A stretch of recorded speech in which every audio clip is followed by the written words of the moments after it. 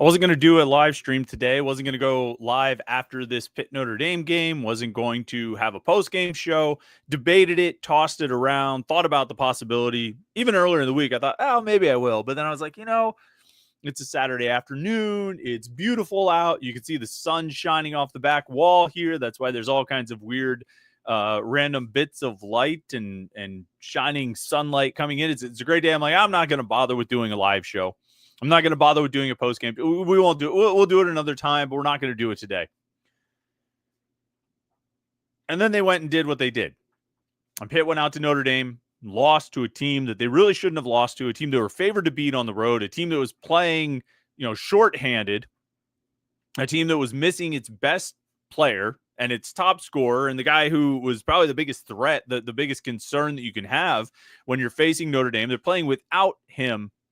And Pitt allows Notre Dame to not only win the game, not only score 76 points, but shoot 56%. I mean, just a miserably disappointing performance. Notre Dame shot 56% for the game, 56.3% for the game, 56% in the second half. Notre Dame was 4 of 9 from 3 in the second half. 44.4% there. The Irish out-rebounded the Panthers 28-24. There were turnover issues for both teams early on, but they both kind of got those under control and settled in, and it wasn't as big a factor as the game continued. Pitt actually got more points off turnovers than Notre Dame did. But here, this team sits now at 16-11 overall, 7-9 in the ACC. And whatever path existed to the ACC or to the NCAA tournament, it got a lot more narrow. And as a matter of fact, I mean, we talked this week about, on the message boards about Pitt having potentially 2 paths to get to the NCAA tournament. And I didn't really see any other way. And that was what we had a long discussion. There was a long thread on the message boards about it, of whether there's another path out there, other than these 2. Because one is obviously you win the ACC tournament. That gets you into the NCAA tournament. But then the other, path that I saw was like, well, if they win out in the regular season, that might be enough. If they won their final 5 games, they get to 21-10, that should be enough. They should have quality wins, minimal quality, minimal bad losses, only 1. And then, good non-conference strength of schedule and all these different things. That should be enough to get them in. But there were really just those 2 paths. Well, if that's the case, if you found that to be accurate, if you believed, as I did, that Pitt really had 2 ways to get in the NCAA tournament, one was winning out in the ACC tournament, and the other was winning out in the regular season, well, one of those paths is now officially closed. One of those bridges has collapsed, and it was the winning out in the regular season, because I don't think, even if they win at Louisville, I don't think it's enough. They would finish at best with 20 wins in the regular season. They would have a second quad 1 win. And, there's this outside chance West Virginia could climb up to a quad 1. It doesn't matter. Like, none of this matters if this team continues playing the way they have. None of it matters if this team can't defend any better than they are. None of it matters if Jeff Capel only believes he has 5 usable players that he can put on the court at any given time. None of it matters if all those things continue to be facts about this team. Poor defense, poor rebounding, falling behind in the first half. And this was a game where Pitt did not trail. They were tied at halftime. They didn't trail by more than 4 points in the first half, which was, felt like a GD miracle, honestly, because of the way they played in the first half. So, recently, it was a much better first half than they typically play, but in a way, only trailing by 4, in a way, being tied at halftime. These things are all indictments on Pitt, because given the state of Notre Dame, Pitt should have been ahead by much more at the half. They should have had a lead at the half. They should have scored more than 30 points at half in the first half. And so even though this doesn't look like the first half struggles that they had in these other games where they fell behind by 16 or 20 or 12 or whatever it might be, it's sort of the equivalent of that, because they should have been much further ahead of this Notre Dame game. They shouldn't have had to been clawing to get out of the hole, in the second half. They shouldn't have been in danger of falling behind by 9 in the second half. They shouldn't have had to play for fouls and offense-defense subs and try to hope they can steal an inbounds pass in the final minute. This should have been a game where Pitt was well ahead, comfortably ahead at halftime, and held on to that lead throughout the half. But instead, they couldn't defend well enough. They had major turnover issues in the beginning of the game, and they couldn't defend well enough for all 40 minutes. And you get, this Serta guy who had, what they keep telling us on TV, he had 2 3-pointers all season, and he's got 3 today. This happens over and over and over again. And Jeff Capel acknowledges it. Jeff Capel says, yeah, it seems like other teams always have that guy that goes up. Well, why does that keep happening? Why does that keep being an issue? Why does it keep happening that you've got a guy who goes off every game? And it's the Syracuse guy, it's the Miami guy, it's every game that even if a team like Notre Dame is missing their best 3-point shooter, they still find a way to go 6 of 17 in the game and shoot 35.3%. They actually shot better than Pitt. They were 6 of 17 for 35.3%. Pitt was 7 of 20 for 35%. Notre Dame was a better 3-point shooting team than Pitt in this game, even though they were missing their best shooter. Burton and Davis get into, score 20 each for Notre Dame. It doesn't matter. The Serta guy had 12 points. The other guy who made all the free throws late ended up with 10 points. Pitt got 20 points out of Cam Corin and 21 out of Ishmael Leggett. Fun fact about Cam Corin, his 5 highest scoring career games of his entire career, Florida State and Pitt. His teams are 2-3 now. When Cam Corin scores over 20 points in his career, his team is 0-2. The other game being, of course, the game against Pitt last year when he scored 25 points and Pitt still won that game by 15. There's so many things about this game that are just frustrating, troubling, disappointing, and ultimately the reason that this team is sitting in the position they're in and staring down the fate that they are staring down. A fate that, I think felt inevitable, dating back to, the Virginia game. I would say it was probably the point where it really kind of felt like, wow, this is where this is headed, because that was the game that they just couldn't afford to lose. And maybe you can get away with a quad 2 loss on the road here against Notre Dame if you don't blow that Virginia game. Maybe that you can maybe absorb a loss like this, but you didn't leave yourself any wiggle room. You left yourself no room for error when you screwed up against Virginia. When you blew that game, for a variety of reasons, you left yourself no room for error. And now here you sit, 16-11, 7-9, and you need to win the ACC tournament. I'm going to get into comments and questions because I think you guys have a lot to talk about and a lot to say. I know Michael B was jumping in as a super chatter right off the bat. Listen, you can get your comments and questions right there on the right side. If you want to be, make sure we, read your comment or answer your question, you could be a super chatter, kick a couple bucks to the podcast, and we appreciate it like Michael B did. Says, hi, Chris. Look, man, I am so depressed right now. You have no idea. I do have an idea. I read your board. I'm well familiar with you, my friend. I know how depressed you are. He says, Pitt should have beaten this Notre Dame team, but Jeff Capel didn't use his bench, and in my opinion, that was the difference. Please be honest. Don't you think Capel should be fired, Chris? Let's talk about the bench for a second. Notre Dame got 15 points from its bench. Pitt's bench played 13 minutes. More points for Notre Dame's bench than minutes played for Pitt's bench.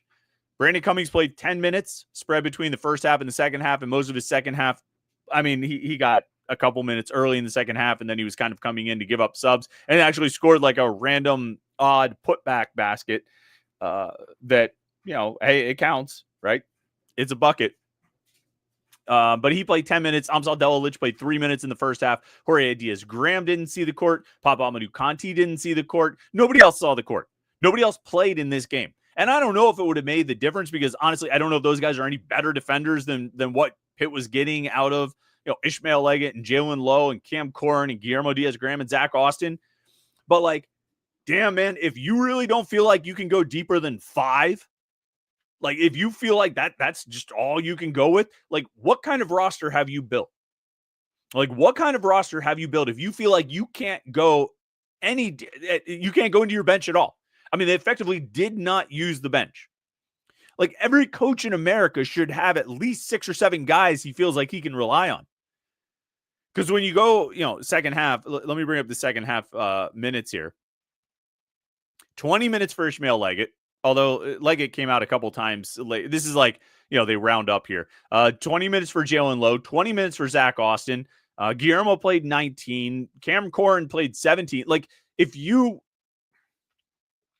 don't feel like you can sub at all in a half, if you feel like, nope, the drop-off is just too severe, I just don't trust those guys on the bench, what kind of roster have you put together?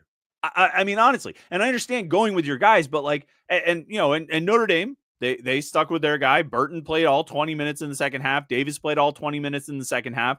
They gave Burton a little bit of a break in the first half. Him and Davis both played 18 in the first half. So I understand sticking with your guys, but Notre Dame, 20 minutes for Davis, 20 minutes for Burton, and then, 14 played 14 minutes. 20 played 16 minutes. They had a bunch of guys kind of mix and match, and they tightened up the rotation a little bit, but they still got guys on the court so they could flow a little bit in and out of the game. And maybe that gives you a little bit of extra rest. Maybe that gives you a little bit of extra legs to try and defend Burton, to try to battle a little bit more in the paint, to try and prevent Notre Dame from scoring. What do they get in the paint? 36 points in the paint. And this is a team you had a size advantage over. And like, I have a hard time. Like, I can't sit back and say like, oh, they would have been fresher. They would have defended better. I mean, it stands to reason that if you got guys off the court, that if you brought in some reserves and gave your starters a few minutes of rest in the second half, that maybe they'd be able to defend better. But when it comes down to it, like, I just,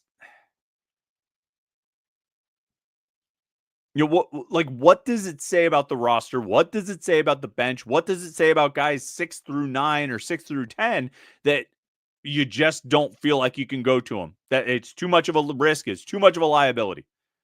I mean, either that's the coach being scared, coaching scared, or it's a complete lack of faith in the roster that's been assembled. And either way, it's an indictment on the coach. No, I don't know if the bench would have saved this game. I don't know if the bench would have changed the outcomes. It's not like Amsal Delilich and Jorge Diaz-Graham are necessarily known for their defense. And I can understand, Cam Corin scored 20 points. He had a really productive first half. Not as much action in the second half, at least in terms of attempts and whatnot. He had 4 field goal attempts in the second half, shot 2 of 4 from the free throw line. Pitt had free throw issues down the stretch as well. Missed a bunch that, you end up in a 4-point game. Guillermo Diaz-Graham missed the front end of a 1-and-1. Cam Corin missed a free throw in the final minute. Was there another one too? I feel like there was somebody else. Like I know there was some, Guillermo missed one earlier too, but just in the final couple minutes. Yeah, Guillermo. What should we call it? Ishmael Leggett missed 2 free throws in the final minute. So you have Guillermo missing the front end of a 1-and-1 inside the 4-minute mark. So that's 2 points right there, but 2 potential points. Ishmael Leggett missed 2 free throws in the final minute. That's 4 points lost. And Corin missed a free throw. So that's 5 points in the final 4 minutes in a game that you end up losing by 4. Another issue that caused the team to lose and lose a game that they absolutely couldn't afford to lose. And it's they were all going to be must-win games from here on out. They were all going to be must-win games if Pitt wanted to keep its NCAA chances alive. But now, as I said, you've eliminated one of those paths. You can't get there with what you do in the regular season. Not anymore. You've blown that opportunity. To Michael B's other question, please be honest, don't you think Capel should be fired? I don't think I've ever sat on one of these shows or said publicly, oh, this coach has to be fired. I think they got to fire this coach. I just, even as the most objective observer possible, I just never feel great about saying someone should lose their job. But this season is going to call for a whole lot of soul searching, a whole lot of reflection, a whole lot of looking back at what happened, why it happened, why this team fell short of its goals, why this team ended up in the position that they're in, and how it became such a tremendous disappointment. Because I don't think we overestimated this team's abilities. I don't think we misread who this team was or what they were going to be able to be or what they were going to be able to do this season. I don't think we were all that far off on it. Like, okay, sure. When I predicted them to be like 25-6, maybe I overshot the mark a little bit there. But there's no reason they should be this far away from what we expected, what we believed, and what we thought they were capable of. They shouldn't be this far off. And the fact that they are is an indictment on everyone involved in the whole operation. Everyone. And it's on the players too. Like we can't just sit here and say this is just Jeff Capel. Now it ultimately all falls on him because he's the head coach and you're going to ultimately take that responsibility, but the players too. Like these guys have not played at the level they're capable of for a variety of reasons. Maybe it's usage, maybe it's just what they're doing or how they're playing. Maybe somebody's having an off day and off money, whatever it might be. It's all well short of expectations and well short of what it should be and where they should have been this year. This should have been a team that locked up an NCAA tournament spot a little while ago. But instead there was game after game of and I'm not even saying like, oh, you should have gone out and beaten Duke or you should have beaten Mississippi State. Like, I'm not going to even go that far. Even, oh, you lost on the road at Florida State. All right. Or that, okay. But like Louisville, Clemson, the game at Carolina, the Virginia game, like some of these had to go your way. I think you're talented enough that some of these should have gone your way. And for all of them to go against you, something's missing. Something's not clicking. And if it's player, chemistry, on the court, I don't know if there are locker room issues or anything like that, but if it's player chemistry, if it's, coaching, how they're relating to the players, whatever it might be, it's not working. It's not clicking. But it is a post-game show. You know what that means. Getting out the maker's mark. I didn't know if I would do this part either. I brought it down and I debated. I was like, do I really need to do a shot on a Saturday afternoon? And you know what? I do. I think I do. So smoke them if you got them, folks.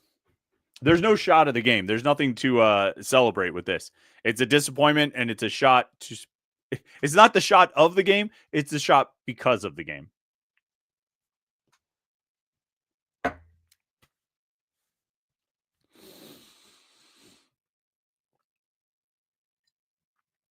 little water to wet the whistle because it's not. We don't need a beer as well. Let's see. Dr. Acula says, I echo the comment above. Why don't Conte, Delilich, and Cummings get any time?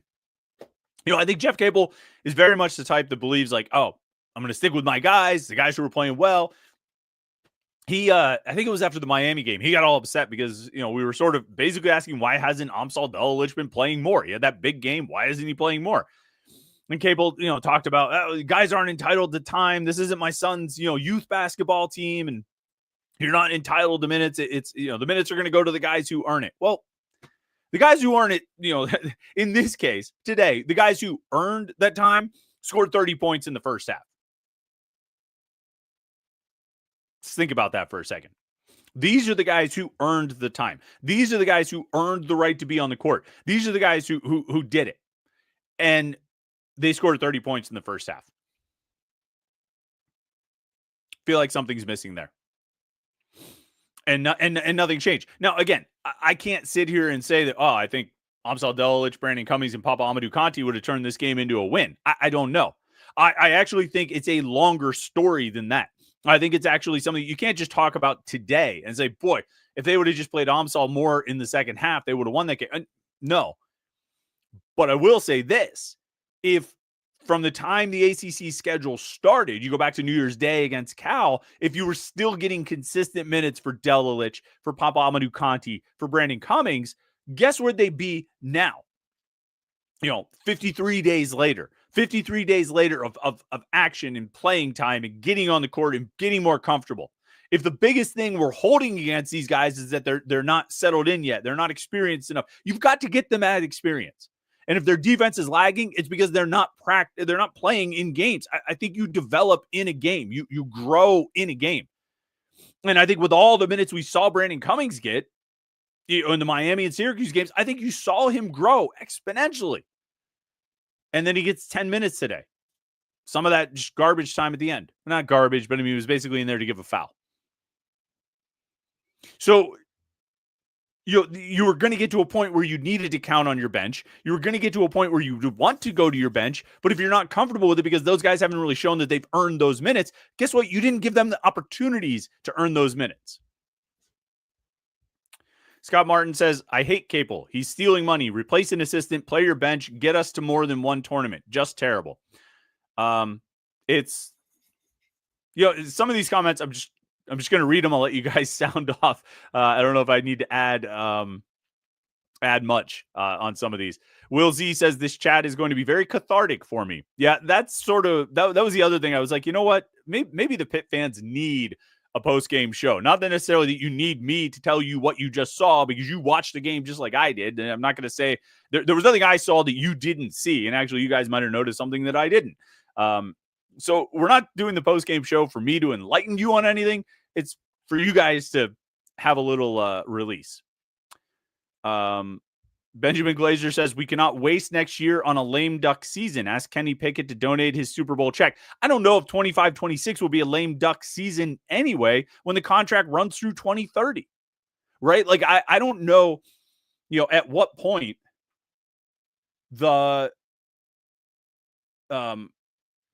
I don't know at what point it becomes palatable to pay a buyout. And I'm not sitting here endorsing firing Jeff Capel or anything like that. Because like I said, I'm just not, I don't do that. Right. But I mean, we can talk about the possibility of it or what it means. And the reality is it costs a lot of money and it will cost a lot of money to fire a coach who's got 4 years left on his deal, 5 years left on his deal, 25, 26, 27, 25, 26, 26, 27, 27, 28, 28, 29, 29, 30. 5 years left on the deal. That costs a lot of money, right? And so I don't even know if next year, like you say, next year's a lame duck season. I don't even know if next year's a lame duck season because there's still 4 years left after that. And like, you don't want to be constrained by money. You don't want to, you want to make the best decisions in the best interest of your program, but paying that kind of money on a buyout is probably not in the best interest of the entire athletic department. Pippi WVU says, just mind the talent or leadership. Jeff Capel refuses to have a true big man play the position. He wants all shooters. His philosophy just doesn't work here. Then he says, talent isn't good enough. Jeff refuses to recruit a big man that plays the position. He wants all shooters. His philosophy doesn't work at Pitt. Well, I mean, Cam Corin was the big transfer addition this offseason.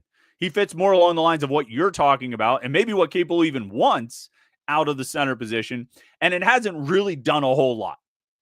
Like I just said, like Cam Corin scored career high 25 points against Pitt last year. And you know what happened to Florida State in that game? They lost by 15. He had 20 points, his second career 20-point game today. You know what happened to his team in that game? They lost.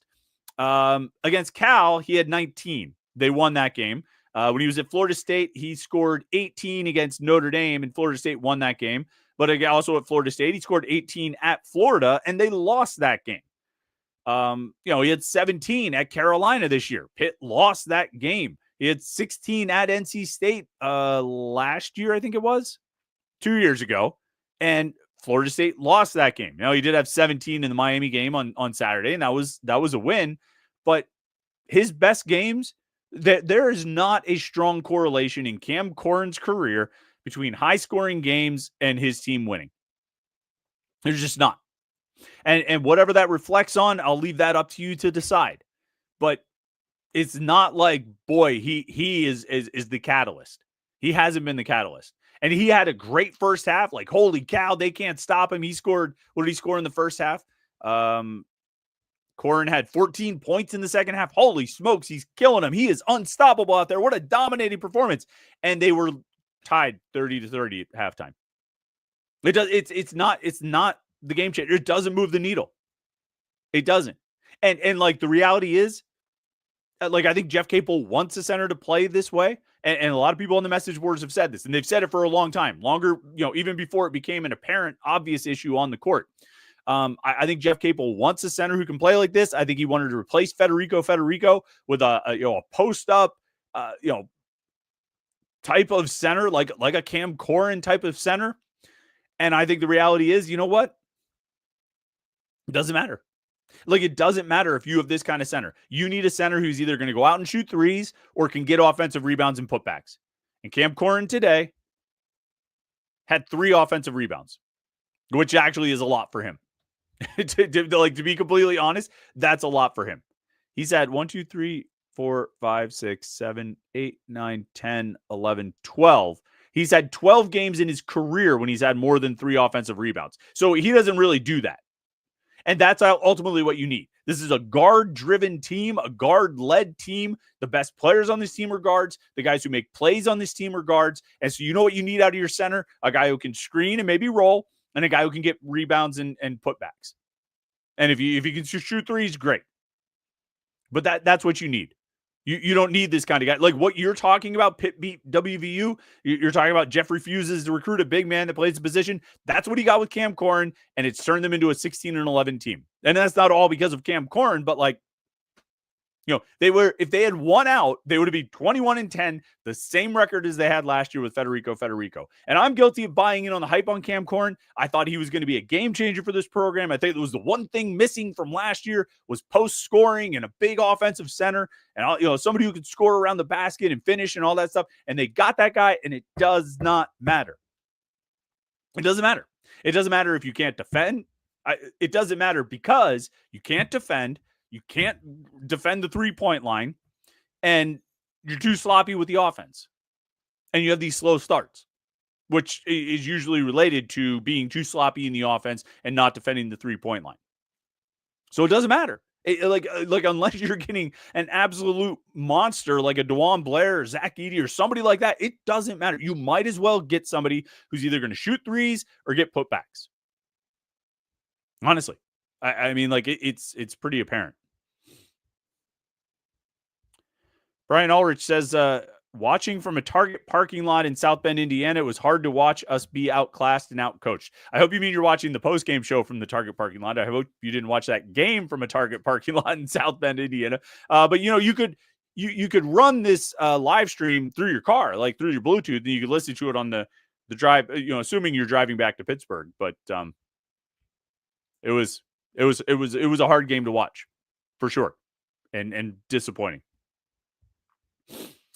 John Kristofich says losing to a terrible Notre Dame team is unacceptable.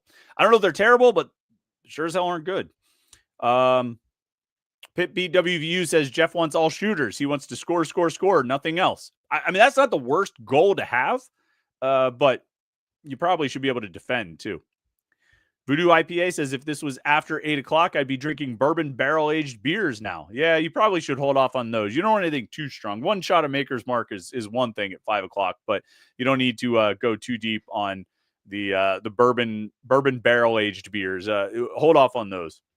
Scott Martin says we don't deserve any path to the NIT, let alone NCAA. No, I don't know what the postseason is going to bring. I don't know if they would get invited to the NIT or where they would end up. And if they did get invited, I don't know if they would go or turn it down like they did last year. Pitt WVU says if anyone should go to the NIT, it's Pitt because they need more practice. I don't know if it's about needing more practice. They got to figure out what they want to be. They got to figure out what they want to do. And they got to figure out if they're actually going to defend. Like, it's because somewhere along the line, somebody decided they're not going to be that great defensively.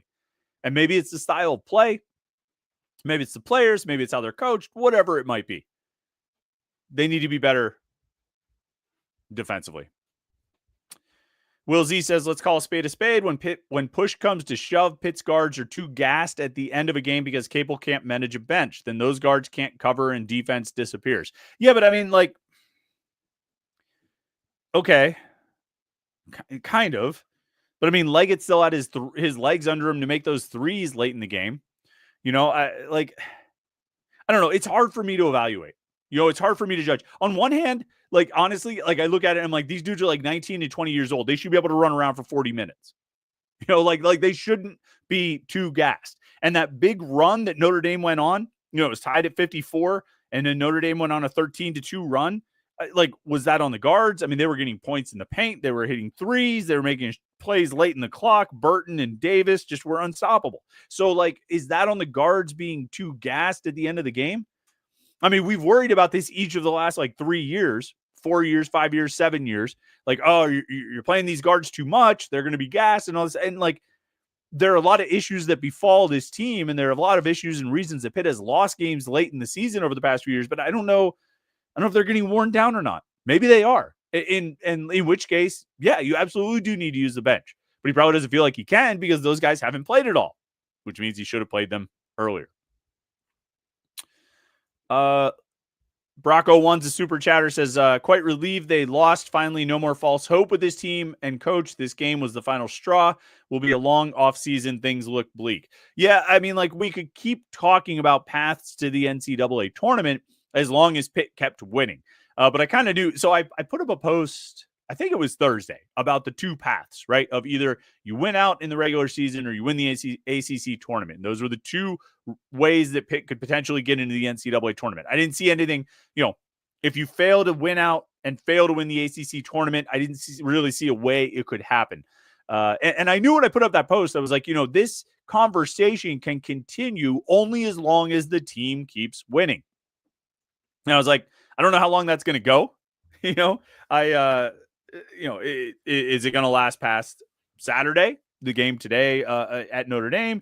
Is it going to last past Tuesday night against Georgia Tech? Is it going to last past next Saturday at Louisville? Like, I don't know how long that's going to go, but we'll keep having the conversation until they lose a game and then the conversation's kind of over. Well, now it is. Now it's ACC tournament championship or bust. And I only say that as a matter of, I mean, technically that's true.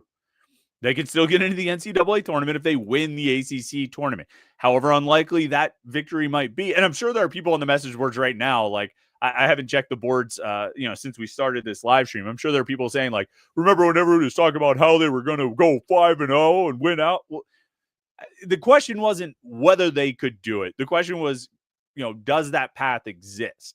What happens if they do it? Not can they do it? I think we all had varying degrees of confidence about whether or not they could do it.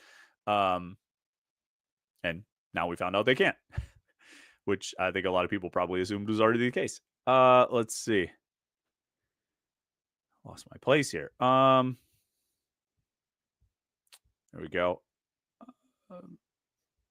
Lad Scrimpton says, I'm kind of glad they're getting their egos checked this season. I don't know who. Like who's getting an ego check? Right? If it's players, they just believe that they're being misused. They'll go find somewhere that they can be played better. If it's coaches, they just believe the players aren't doing what they're being coached to do. Like this is how it goes. Nobody ever really gets their egos checked, I don't think, in college sports at least, and probably in pro sports as well. Because seriously, if the players blow it, it's because their coach doesn't know what they're doing, and they or their teammates let them down, or they're just not being used the right way. And if for the coaches, it's, well, the players just aren't doing the things that we've coached them to do. It's a failure across the board. It's a disappointment on all fronts. I don't think anyone really is, if they're completely honest, is very proud about what has happened this season, what they've done this season, either on the court or off the court, and nor should they be. It's a disappointing season. And that's the word that I'll probably keep coming back to over and over throughout the rest of this season. And as we talk about it after the year, is disappointment. Pitt Pete WVU says, I'll never understand why a below mid-tier team doesn't take an opportunity for more games and more practice. Take the NIT bid. That is the level your program is on. Stop lying to yourself, Jeff. Yeah. Rick Paparello says, Jeff Capel seems to be a good guy, but just a below average coach. Find the money and hire a better coach, please. So here's the thing about the money. Okay. Like, whatever you think 5 years of a buyout would cost, right? Like, whatever it is. Let's just say 15. Okay. Let's say $15 million. I don't know if that's true or not. It could be more, it could be less. Let's just say that 5 years of a buyout costs 15, right? So that's $15 million you got to come up with. Then you got to pay a new coach. Let's say you get somebody you can hire him for 3, okay? Or even 2. Let's call it 2. So 17. Now you're in for 17. Like, this is before you even play a game next year. Just to start next season, you're in for 17. Then you need also a new roster. And that's going to cost you. Okay? That's going to cost you however much. All right? So let's say you're close. Let's round up and say you're looking at a $20 million investment to turn over this basketball program. Oh, and also you've got to find another 20 for the revenue sharing that you have to start paying on July 1st. So you're now trying to find 40 million. You've doubled your financial commitments. You've doubled what it's going to cost. You already were going to have to find 20 million for revenue sharing next year. And now you're adding another 20 on top to try and turn over the basketball program. Alternatively, you have the revenue sharing commitments. You're going to have to do that. But instead of adding another 20 on top, you could commit to NIL, to bringing in players. Because I still believe, and I think this is pretty provable, and I think most people would probably agree, that if you have the option of spending 20 to turn over the entire roster and hire a new coaching staff, or 2 to just bring in better players, I think that's probably the better outcome. Because ultimately, if you have good players, you can even overcome questionable coaching or bad coaching. You can overcome those things if you have good players, and you can get good players. Basketball, you can rebuild and reload pretty quick, and you don't have to necessarily pay $15 million on a buyout or more to do it. You get the right players in. And so rather than investing a ton and basically doubling what you're going to have to, you're already going to have to come up with next year, you could use a fraction of that to improve and upgrade the roster. And in basketball in particular, I think you can get it done. And so I know you want change right now, and maybe that change will come down the road. But for now, there's a cheaper way to see if you can get better results. Will Z says, we're so far away from old school Pitt basketball, zero defense, zero desire to rebound, smart guard play. None of it exists in this program, which is ironic because Capel prides himself on the foundation. Yeah, I don't know what's wrong with the defense here. I don't know why this team can't rebound. I think the guards are good. I think Jalen Lowe, for the most part, had a pretty decent game, kind of picked up where he was in the Syracuse game where he played pretty well. I think Ishmael Leggett was pretty solid in this game. 21 points, 8 of 14 shooting. He was 3 of 8 from 3. He had 3 rebounds, 1 assist. He had 3 turnovers, which is an issue. Lowe had 13 points, 5 of 14 shooting, not quite as efficient as he had been in that Syracuse game. But he made all of his free throws. He had, 1 offensive rebound. He had 4 assists and 3 turnovers, and also 4 steals.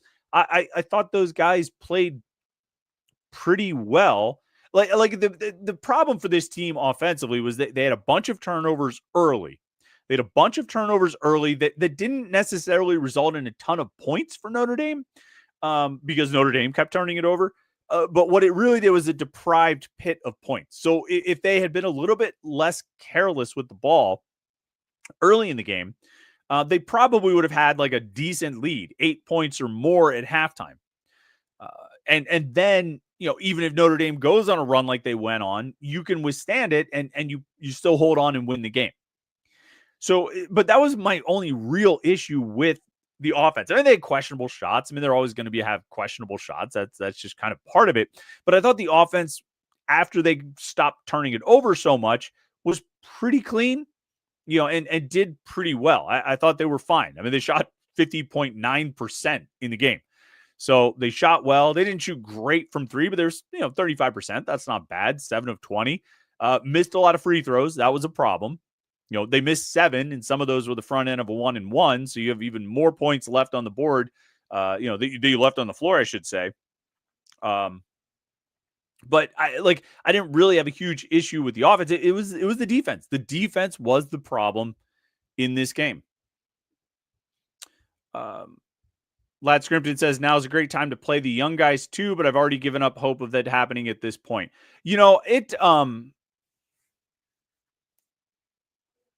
Most coaches aren't going to do that. They're not going to throw in the towel or do what they feel is throwing in the towel on the season they're just going to roll with the bench and, all this kind of stuff. They should roll with the bench if they feel like those guys can help them win. And I think they put themselves in a position where they don't feel like the bench guys can help them win. But that, like, you're not going to see the coaches be like, you know what? Let's see what Omni Dejai can do. They're not going to do that because it'll feel like throwing in the towel, and they're just not going to. Josh Newark says, "Peak, you gave me confidence they would win out. I'm blaming you." Not really. Yeah, I mean, I talked about what could happen if they won out. I didn't necessarily dig as deep into whether I thought they would win out because I really didn't think they would. Garrett Sherwin says, "What's up with Cable not playing Zack Austin at the 4? That's one of the main reasons they beat Syracuse, and he never really went to that lineup for long stretches today." Yeah, I mean, they just weren't finding Zack Austin. You know what I mean? He wasn't finding his shots. I don't know why he only had like 2 field goal attempts. Didn't take one until like very late in the game, or he had 4 field goal attempts. Didn't have one until very late in the game.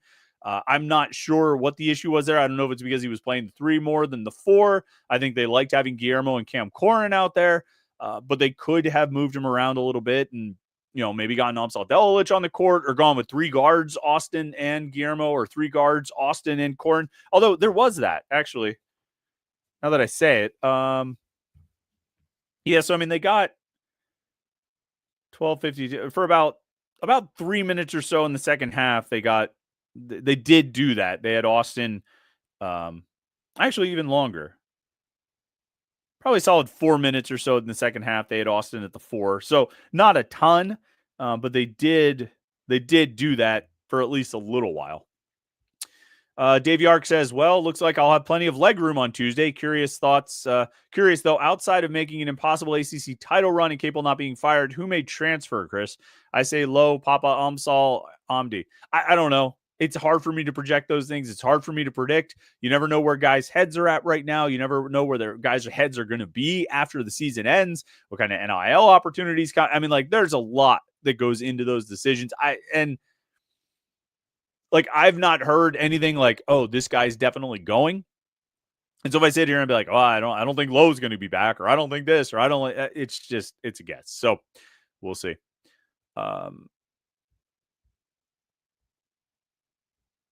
Let's scroll through here.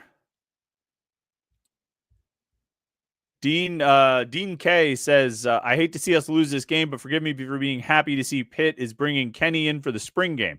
A great move, giving Kenny some love after the Steelers mess happened." I didn't see that. Did he say that on the on Pat Bostic's show yesterday? I missed it. But so, is Kenny Pickett coming to the spring game? All right. Hopefully the overlap of Pitt Steeler fans don't make that unpleasant for everyone. Pitt Beat WVU says, "Pitt really frustrates you because in both football and basketball every season, you look at the coaches and you're just like, why are you doing this?" John Christophic says, "Pitt only played 7 players today. That is unacceptable." And John also says, "Missing the NCAA tournament 2 years in a row is unacceptable." Scott Martin says, "We better not have all the same coaches next year." I'm just going to roll through these just to because I was only going to go till about 5:30. So I'm just going to roll through as many of these as we can. Rick Paparello says, "We will see if the university is committed to winning after the Panthers' last game. I think we all know the answer, and I hope we are all wrong." I mean, like, there's being committed to winning and being serious about it and going all in. And then there's also using your resources wisely. You got to be smart. And I know enough to never say never. I know that anything is possible. They could turn around and make a decision at the end of the season that's going to put them on the hook for 8 figures of a buyout. Like, it could happen. And if that happens, I'm going to sit back and I say, why? Isn't there a better use for that money? Aren't there buildings you could build? Isn't there revenue sharing you could do? Like, remember, they've got to come up with $20.55 million or whatever it is that they didn't have last year. Same budget, same revenue, new, 8 figures going out, $20 million going out. Like, they've got to come up with that. And that's a bigger priority. And it's more important than anything you do with the coaches and buyouts and things like that. So you have to figure out that money first. Forget about how you're going to find the buyout money. Find out how you're going to do the revenue sharing money first, and then move on. David H2P says, Cam Corin had a good game today, but scored 25 versus us last year and hasn't done that for us. Rebounds and bounce passes just repel off his hands too. Yeah, I mean, he got 20 today. He had 25 in that game last year for Florida State against Pitt. I mean, the reality, those were the 2 20-point games of his career. He's not a 20-point scorer. And on this team, he doesn't need to be a 20-point scorer. He needs to get like 8 rebounds per game. He needs offensive boards. And that's not what you're getting.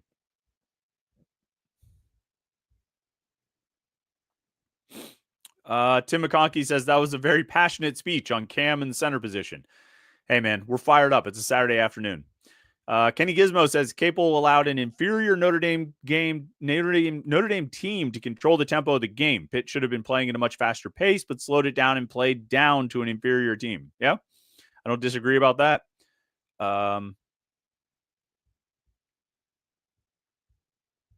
Q Allen says Capel ruined the season when they played Duke. All right. I don't know what to tell you. Magic Conch says, why no timeout down the stretch with Burton scoring every possession, kept switching Leggett off of him, and they would drive right by low. I don't know. They don't. I don't know. Like I've given up on trying to understand Jeff Capel's substitutions. I've given up on trying to understand Jeff Capel's timeout patterns. I don't know. I don't get it. All right. You guys had a lot of comments. I want to get through to a lot of these, but I was going to cut it off at 5:30.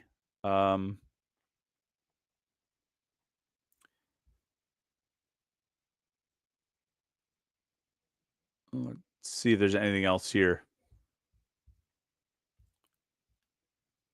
Here, we'll take Beverly Furl. You could be the last one here. Says, how is it acceptable for Pitt basketball to miss the tournament 6 out of 7 years? Not making a change at head coach is insulting to fans. You would think the program has more pride than to let a buyout stop this. I mean, there's pride and there's cold hard cash, man. And, just having a lot of one doesn't make up for not having a lot of the other. Pitt was not an athletic department, is not an athletic department, is not a university that's been flush with cash. And so no matter how much pride you have, if the balance sheet still says 0, then you're at 0, right? So you can't, it's not about how much pride do they have. It's about what makes sense. And no matter how disappointed you are with these results and outcomes, it just doesn't make sense to spend that kind of money. I'm sorry. And this isn't one of these cases where I'll change my tune if they do it. If they were to make a change and pay the buyout, where I'd be like, see, I think it was a smart thing to do. They had to be committed. I would still say, where are you coming up with this money? And couldn't you have found a better use for it? But that doesn't matter. That's down the road. Still 4 games left to play? Yeah, 4 games left to play. The Tuesday night, Georgia Tech at home. What time does that game tip off? I'll be there. It is a 7 o'clock game on the ACC network. I'll be there. I know Dave will be there. Dave, say hello. Anybody else who's got a prediction on the game, walk past and say hello. I'm always sitting down there in the front row of the media section. I'd love to say hi to folks. But Pitt loses 76-72. Disappointing loss at Notre Dame. A game they had to win and a game they didn't win. Again, more disappointment from this team. And maybe they'll bus back from South Bend and they could spend those 5 hours thinking about what they did. Maybe, maybe not. Look, we will talk more basketball and maybe get into some football stuff this coming week. We've got the Morning Pit on Monday, so make sure you like this video and subscribe. YouTube.com/Panther-Lair.com. We'll have Jeff Capel's post-game press conference posted shortly at YouTube.com/Panther-Lair.com, so check in there. Make sure you like and subscribe. Thanks for tuning in here. A little impromptu post-game show. Appreciate everybody who chimed in the comments and questions. Trying to enjoy the rest of your weekend. We will catch up with you Monday morning for the Morning Pit right here. YouTube.com/Panther-Lair.com.